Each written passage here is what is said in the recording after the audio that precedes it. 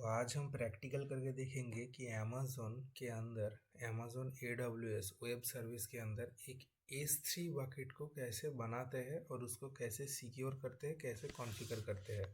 Okay, तो इस video के आखिर में इस लैब का लिंक मैं दे दूंगा कि इस लैब को तुम डायरेक्टली कैसे एक्सेस कर सकते हो। तो पहले अमेज़न का अकाउंट बनाने के बाद यहाँ पर सारा डैशबोर्ड वगैरह रहते हैं। हाँ, इन सारे डैशबोर्ड को एक साथ में विजिट्स बोलते हैं। इन सारे विजिट्स को तुम चेंज भी कर सकते हो, क्लिक करके इधर उधर चेंज भी कर सकते हो। यहाँ पर 3 डॉट पर क्लिक करके इस विजिट्स का साइज भी चेंज कर सकते हो। कुछ कुछ विजिट्स का साइज स्पेसिफिक होता है, चेंज नहीं कर सकते। यहाँ से एज ऐड विजिट भी कर सकते हो या फिर डिलीट भी कर सकते हो, और अगर नहीं पसंद है, कुछ गड़बड़ हो जाए तो डिफ़ॉल्ट लेआउट कर सकते हो।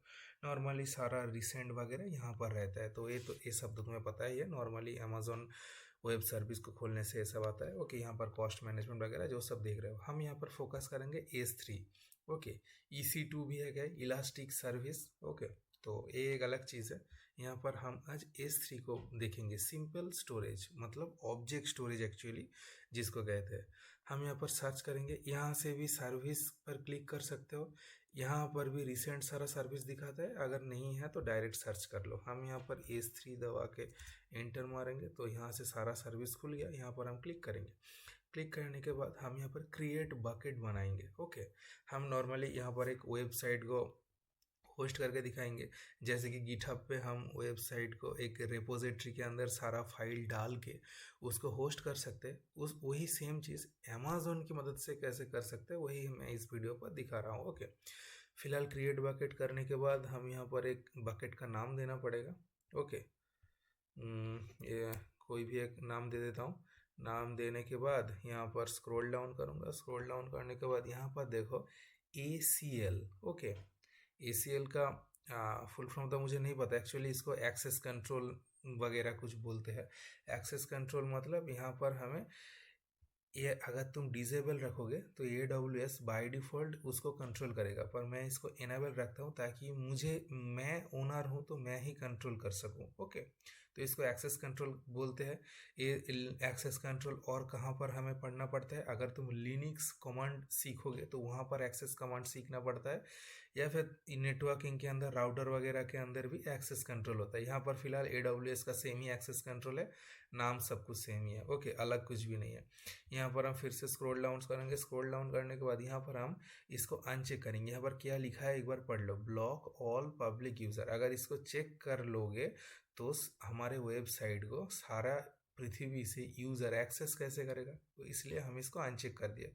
उसके बाद मैं इसको चेक कर दूंगा कि ये बोल रहा है कि तुम जो भी कर रहे हो सही कर रहे हो ना। हाँ, कर रहा हूँ, सोच समझ के ही कर रहा हूँ। नीचे जाऊँगा। नीचे जाने के बाद यहाँ पर बकेट वर्जनिंग। बकेट वर्जनिंग मतलब तुम जो भी बकेट के अंदर मतलब एक बाल्टी के अंदर तुम्हारा जितना भी फाइल वगैरह है जो डिलीट होगा, एडिट होगा, सब कुछ वहाँ पर वर्जन की तरह रहेगा। किसके जैसा है, एक जैसे कि गिटहब सबसे बड़ा वर्जन कंट्रोल सिस्टम है, उसी की तरह यहाँ पर भी वर्जन को सेव रखा जाता है। अच्छा, एक बार वर्जन को एनेबल करने से तुम उसको डिसेबल नहीं कर सकते, पर पॉज जरूर कर सकते हो, पर डिसेबल नहीं कर सकते अगर एक बार एनेबल हो जाए तो। जो भी हो, ओके, कुछ रेस्ट्रिक्शन है, कुछ टीबी तक स्टोर लेता है ऐसा वगैरह। ओके, वो सब थ्योरी का पार्ट है। जो भी हो, यहाँ पर हमें टैग ऐड करना होगा ताकि हम डायरेक्टली इसको एक्सेस कर पाए। ओके, कि यहाँ पर लिखा भी है to organise bucket. Okay, bucket tag या ये सब। तो यहाँ पर हम एक डिपार्टमेंट दे देते हैं और यहाँ पर हम मार्केटिंग लिख देते हैं प्राइसिंग ट्रैक करने के लिए इन फ्यूचर। फिलहाल मैं इस वीडियो पर नहीं दिखाऊंगा वो सब थोड़ा सा एडवांस चीज़ हो जाता है। मैं फिर से नीचे की तरफ जाऊंगा, स्क्रॉल डाउन करूंगा। स्क्रॉल डाउन करने के बाद सब कुछ सही है, मैं यहाँ पर क्रिएट बकेट कर दूंगा तो हमारा एक बकेट क्रिएट हो गया। उसके बाद कंटिन्यू करेंगे। उसके बाद क्या बोल रहा है, configuring a static website on. अच्छा, यही बोल रहा है कि हमने बकेट तो क्रिएट कर लिया, अब हमें एक वेबसाइट इसके अंदर डालने के लिए कुछ कॉन्फ़िगरेशन करना है। तो कॉन्फ़िगरेशन क्या करेंगे, ये देखो ये वाला हमने अभी भी बनाया है, वही नाम है। तो इसको क्लिक करेंगे। क्लिक करने के बाद हम यहाँ पर प्रॉपर्टाइज पर जाएंगे। प्रॉपर्टाइज पर जाने के बाद नीचे की तरफ आएंगे। नीचे की तरफ आने के बाद यहाँ पर एक ऑप्शन है स्टैटिक वेबसाइट होस्टिंग। तो इसको हमें एक्चुअली इनेबल करना है। AWS पूछ रहा है कि तुम इसको वेबसाइट के लिए ही रखना चाहते हो ना। हाँ, तो एक क्यों पूछ रहा है, जैसे कि गिटहब के अंदर तुम रेपोजिटरी के अंदर अगर कोई भी मतलब वेबसाइट का फाइल रखोगे, नॉर्मल स्टैटिक वेबसाइट का फाइल रखोगे, तो गिटहब पेजेस को एक्टिव करने के बाद मेक श्योर करना पड़ता है कि मेन जो वेबसाइट का पेज है वो index.html होना ही चाहिए, नहीं तो वेबसाइट काम नहीं करता। उसी तरह गिटहब में ऐसा कुछ नहीं है कि एकदम हार्ड कोर किया हुआ है, मतलब AWS के अंदर गिटहब की तरह ऐसा कुछ नहीं है। ओके, यहाँ पर मैं index.html को ही मेन ओपनिंग को मेन होम या डिफ़ॉल्ट पेज सिलेक्ट कर रहा हूँ। तुम यहाँ पर कुछ और वगैरह भी कर सकते हो, तुम्हारी मर्जी। यही फ्लेक्सिबिलिटी AWS में है पर गिटहब में नहीं है। अच्छा, यहाँ पर एक एरर HTML चाहिए। अगर कुछ भी एरर वगैरह हो तो कौन सा पेज लोड होना चाहिए। ओके, या फिर तुम 404 कुछ भी यहाँ पर पेज का नाम दे सकते हो, तुम्हारी मर्जी। हाँ, वो वाला पेज ऑब्वियसली एग्जिस्टेंस में होना चाहिए, नहीं तो दूसरा प्रॉब्लम आ जाएगा। उसके बाद हम सेव चेंजेस कर रहे हैं। सेव चेंजेस करने से हमारा ये एकदम वेबसाइट के लिए रेडी हो चुके हैं। उसके बाद हम ऑब्जेक्ट्स पर जाएंगे। अच्छा सॉरी, नीचे की तरफ जाएंगे। नीचे की तरफ जाने के बाद हम इस लिंक को एक बार क्लिक करेंगे। क्लिक करने के बाद यहाँ पर दिखा रहा है कि हाँ 403 फॉरबिडन। 403 एक्चुअली क्लाइंट साइड का चीज़ है, और 500 का जितना भी एरर वगैरह आता है वो एक्चुअली सर्वर साइड प्रॉब्लम है। ओके, जो भी हो, ये सब दो थोड़ा सा बैकएंड का वो चीज़ बोल दिया। फिलहाल हम यहाँ पर जाएंगे। यहाँ पर जाने के बाद हमारा यहाँ का काम हो गया, हम कंटिन्यू करेंगे। कंटिन्यू करने के बाद uploading content to your bucket. तो मुझे यहाँ पर अब माल मसाला यहाँ पर डालना पड़ेगा, मतलब HTML CSS जावास्क्रिप्ट का फाइल। तो हम यहाँ पर स्क्रॉल अप करेंगे। अप करने के बाद हम फिर से ऑब्जेक्ट्स पर जाएंगे। ऑब्जेक्ट्स पर जाने के बाद अपलोड करेंगे। अपलोड करने के बाद यहाँ पर अपलोड फाइल्स और फोल्डर कुछ भी कर सकते हो। मैं अपलोड फाइल्स के अंदर, वेबसाइट फाइल्स के अंदर जाऊंगा। अंदर जाने के बाद यहाँ पर हमारा इंडेक्स स्क्रिप्ट और स्टाइल है। उसके बाद हम ओपन करेंगे। ओपन करने के बाद यहाँ पर हम नीचे जाएंगे। नीचे जाने के बाद इसको अपलोड करेंगे। अपलोड करने के बाद ये सब हमारा अपलोड हो चुका है। उसके बाद हम क्लोज करके मेन जगह पर जाएंगे। ओके, लो अपलोड का काम हो गया। कंटिन्यू करने के बाद क्या बोल रहा है, turning on public access to the object. अच्छा, हमने एक्सेस कंट्रोल के अंदर हमने क्या ऑप्शन सिलेक्ट किया था, एक्सेस कंट्रोल इनेबल। मतलब हम सारे पब्लिक कंट्रोल को हम खुद ब खुद एक्सेस करेंगे कि कौन सा चीज़ को हमें पब्लिकली एक्सेसिबल बनाना है या नहीं बनाना है। फिलहाल हम यहाँ पर अच्छा, पहले एक बार जाके देख लो कि यहाँ पर सब कुछ जैसा है। रिफ्रेश भी करूँगा तो भी कुछ नहीं हो रहा है। ओके, कुछ भी अपडेट नहीं हुआ। तो फिलहाल एक्चुअली एक लैब है, तो यहाँ पर जैसा इंस्ट्रक्शन है उसी तरह से करना है। ओके, तुम अगर जो कोई पहली बार कर रहा है तो उसका हेल्प हो जाएगा। अगर कुछ गलत फलत दबा दोगे तो दबाने दे ही देगा, एरर क्या करना है वो यहाँ पर पॉपअप आ जाएगा। फिलहाल के लिए मैं समझाते समझाते बोल रहा हूँ। ओके, ताकि समझने में आसानी हो। सिर्फ जो बोल रहा है वही मत करो। ओके, समझो भी एक्चुअली क्या कर रहे हो।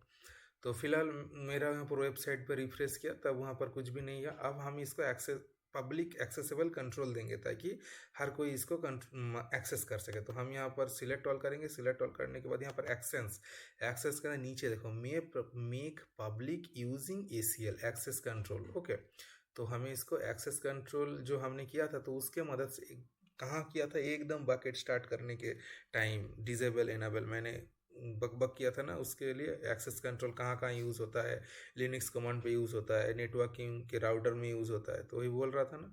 तो इस एक्सेस कंट्रोल की मदद से हम इसको पब्लिकली एक्सेसिबल कर देंगे। उसके बाद मेक पब्लिक पर क्लिक करेंगे।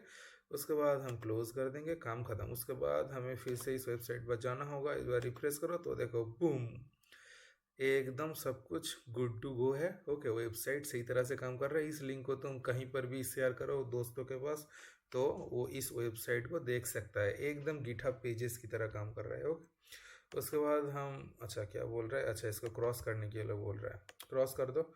उसके बाद हम यहाँ ये वाला चैप्टर कंप्लीट हो चुका है। चैप्टर कंप्लीट करने के बाद यहाँ पर बोल रहा है securely sharing an object by using presented URL। Okay, हम एक बार कंटिन्यू करेंगे। तो ये हमारे वेबसाइट इस तरह से एक्सेस हो गया। देखो ये एक बकेट है, एक बाल्टी है। हमने अमेजोन एस3 बकेट बोलते हैं इसको, ओके, ऑब्जेक्ट बकेट बोलते हैं। तो यहाँ पर तुम कुछ भी डाल सकते हो, पर तुम्हें ये मेक श्योर करना होगा कि कौन सा फाइल के अंदर किसका एक्सेस है।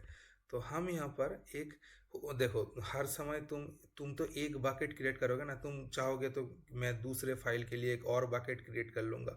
देखो तुम चाहो तो हज़ारों बकेट क्रिएट कर सकते हो, पर सभी के लिए AWS पैसा चार्ज करेगा। तो उस तरह से भी सोचना पड़ेगा कि एक ही बकेट में सब कुछ मैं कैसे मैनेज करूँगा। हाँ, करने का तो मैं सब कुछ कर सकता हूँ, पर पैसा भी होना चाहिए, ओके। जब बिल आएगा ना नेक्स्ट मंथ पर, तब समझ में आएगा कि प्रॉब्लम क्या है। मैं एक बार EC2 यूज़ कर रहा था, फ्री इंस्टेंस वाला, जो 12 महीने के लिए फ्री था।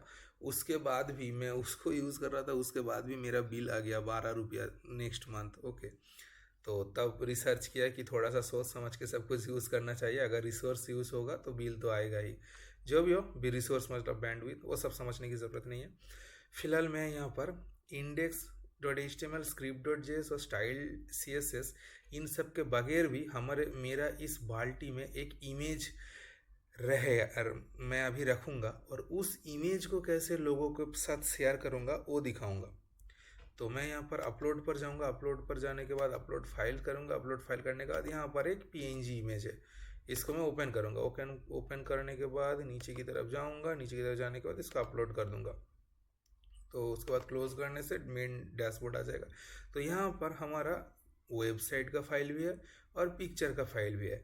मैं अगर मेन URL, जो कुछ देर पहले मेरा वेबसाइट खुल रहा था, उस URL को दे दूँ, तो उस URL के अंदर इस इमेज को तो एक्सेस नहीं किया जा सकता ना। तो मैं इस इमेज के लिए एक अलग सा URL बनाऊंगा जो एक्सक्लूसिवली इस इमेज को एक्सेसिबल बनाएगा। कोई भी इंसान उस वेबसाइट से सिर्फ इस इमेज को देख पाएगा, बाकी फाइल्स को नहीं।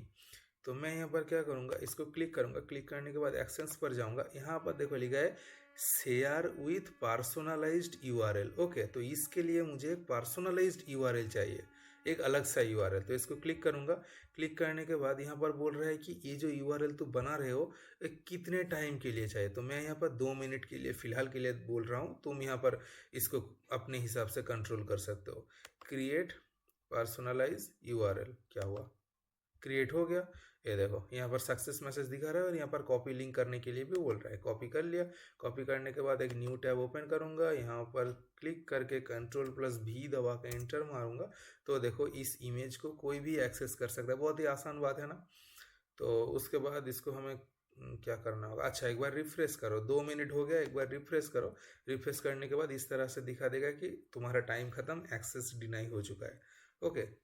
इस मामले में AWS बहुत स्ट्रिक्ट है, ओके। एक बार एक्सेस डिनाई हो गया तो कोई भी हालत से तुम उसको एक्सेस नहीं कर पाओगे। फिलहाल मैं इसको क्रॉस करता हूँ। क्रॉस करने के बाद ये वाला चैप्टर भी कंप्लीट हो चुका है कि हम वेबसाइट को तो हम होस्ट कर सकते ही है गिटहब की तरह, पर हम किसी इंडिविजुअल फाइल के भी एक लिंक क्रिएट कर सकते हैं फ्रेंड्स या किसी भी काम पे दिखाने के लिए, किसी को भी शेयर करने के लिए।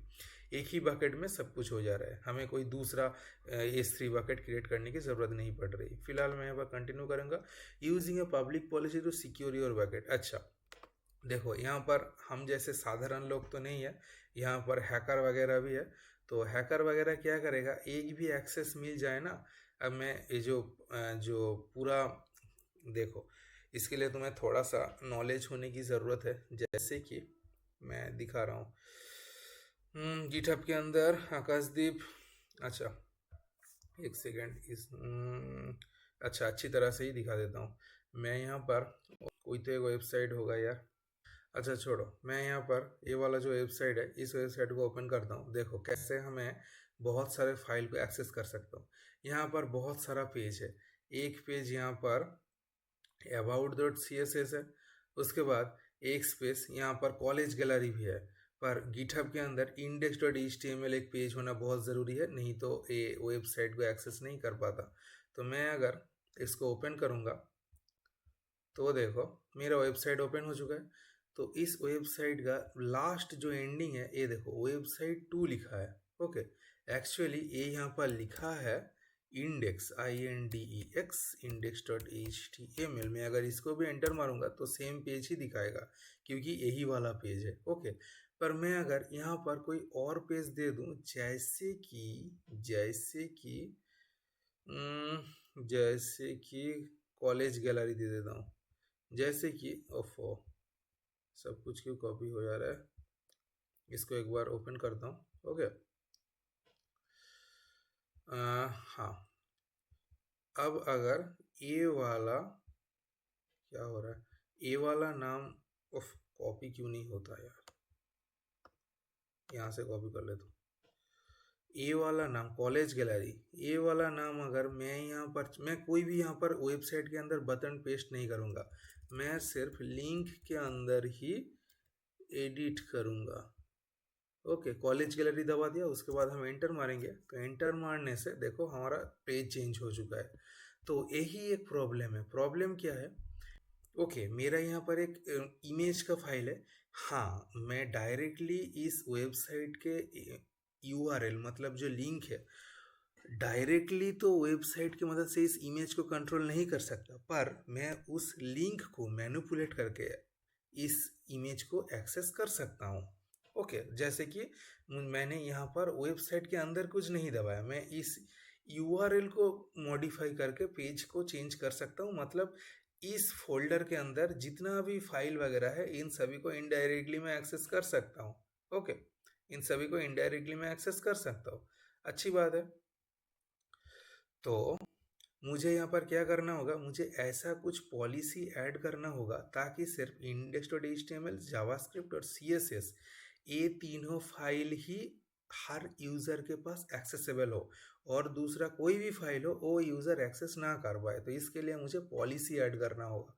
तो मैं यहाँ पर परमिशंस पर जाऊँगा, परमिशंस पर जाने के बाद यहाँ पर स्क्रॉल डाउन करूँगा, स्क्रॉल डाउन करने के बाद यहाँ पर एडिट जाऊँगा, देखो बकेट पॉलिसी लिखा है, इसको एडिट करूँगा। एडिट करने के बाद यहाँ पर तुम पॉलिसी वगैरह जोसन फॉर्मेट में लिख सकते हो। यहाँ पर मैं पेस्ट करूँगा तो देखो यहाँ पर वर्जन वगैरह सब कुछ लिखा हुआ है, डिनाई वगैरह सब कुछ लिखा हुआ है, और सिर्फ मैं इन तीनों फाइल को index.html, जावास्क्रिप्ट और CSS इन तीनों फाइल को ही एक्सेस कर सकते हो।